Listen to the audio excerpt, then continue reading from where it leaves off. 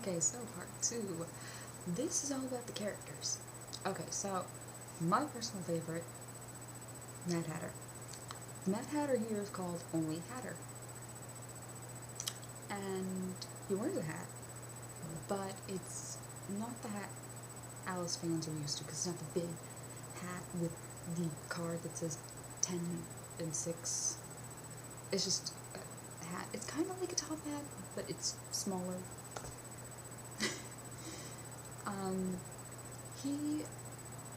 You don't really know what he is about at the beginning. He kind of just keeps, switching back and forth. Like, he says he wants to help Alice, but he's trying to help himself. Then, when that backfires, he wants to help Alice so that he can go to her world, because he's kind of screwed here. Then, when they see the ruins of Wonderland, he starts feeling guilty and wants to stay in hell, but he still wants to help Alice. So a lot of what he does is kind of sporadic. His train of thought is kind of hard to understand. And you could say it's because he's mad. So, he is really fun though. He has the best lines in the movie, I've gotta say.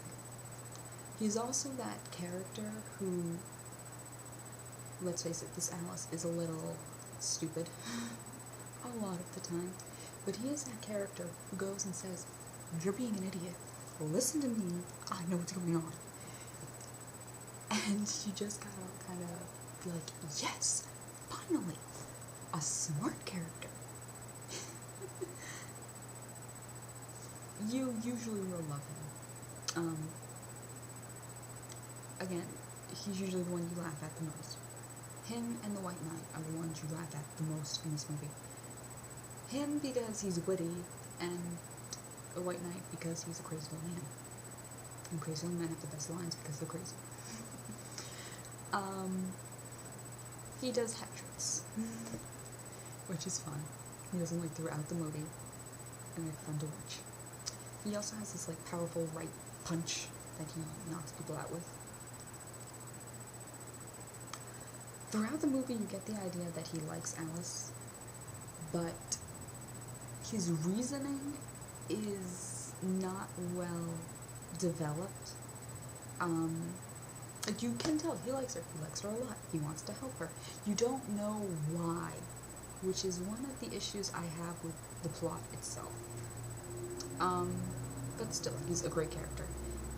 If you end up watching, and for no other reason watch Hatter, you will not be disappointed. Except maybe at the end. Which, for my own reasons. Again, I will describe that in part 3. Hopefully. Next up is the White Knight. You never see him in the movies. For whatever reason. I don't know. But in the book, he is the guy who's a knight who rides his horse backwards, falls off, and makes inventions. He's really not that much different, except he doesn't ride his horse backwards. He does fall off, though. He's the last of the knights, and this is another thing that they could have explained more, but they didn't. And that's what pisses me off.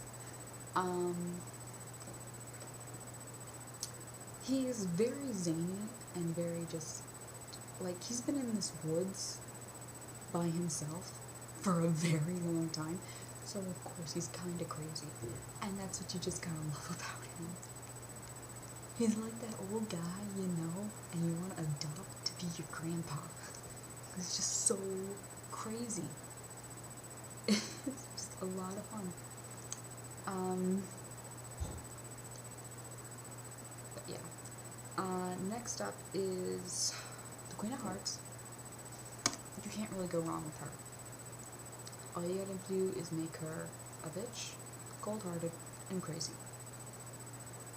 That's what they do with her. But yeah, they got the King of Hearts, who actually has more of a role in this than usually.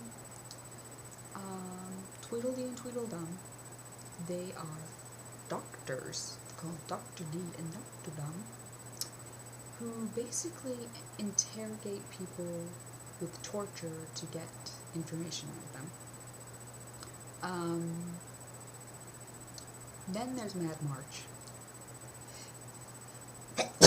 Oh, God. Who, is the iconic figure for this movie because he's got the white head of a rabbit and a, human body. And there's a reason for that. His head is missing, but the Queen wanted him alive, so they have to make some adjustments. And, this is something that I kind of question, because he must have done something that pissed the Queen off, right? To make her chop his head off? Unless this was, like, a work-related accident. I don't know. But his head's off. He has some good lines, but you really wish there was more of him, because he seems like that smart aleck assassin who kind of just pisses off his employers, but still they keep him because they know he's an asset. Again, there's not a lot of him, but when there is him, he is kind of fun. The Dormouse is there. Not much of a role, really. He works at the Mad Hatter's tea shop. And tea shop in here is kind of like the stock market. Sort of. I'm not exactly sure what the hell was going on in that place. Then there is the Duchess. Unfortunately, she's not the Duchess that you, if you read the book, you know of. Because she's not ugly, and she's not bipolar. So, kind of took the fun away from her. She's kind of there. The Caterpillar is in the second part of the movie, and he has the role that he always has. He's a smart guy who smokes a hookah. He's like the leader of the resistance in this. The Dodo is played by Tim Curry, and he's only there in the first part. And all he does is yell and say he's always right. Not much of a role, really.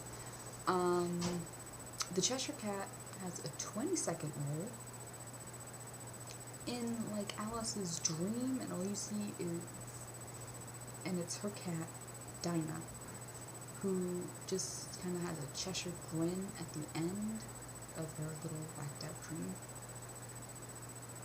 They could have done more with that. Okay, so Jack of Hearts, Alice's boyfriend, who she knew was Jack Chase. Yeah, we didn't see that plot twist coming. When you see the beginning, he gives her the Ring of Wonderland, and he's like, you gotta wear this. He's like, you gotta beat my mom. If you wear this, she will love you. Okay, just wear this ring. And she's like, no. What I don't like about him is the fact that he has no personality whatsoever. He talks in this very kind of monotone voice, and like, even when he's saying he loves Alice, oh, I love you, Alice, he says it in this very, like, stale voice, where it's like, yeah, I'm just saying this so that you'll come with me, and we can get this over with. Then, okay, he has one redeeming scene at the end, which I will say at the end of my rant.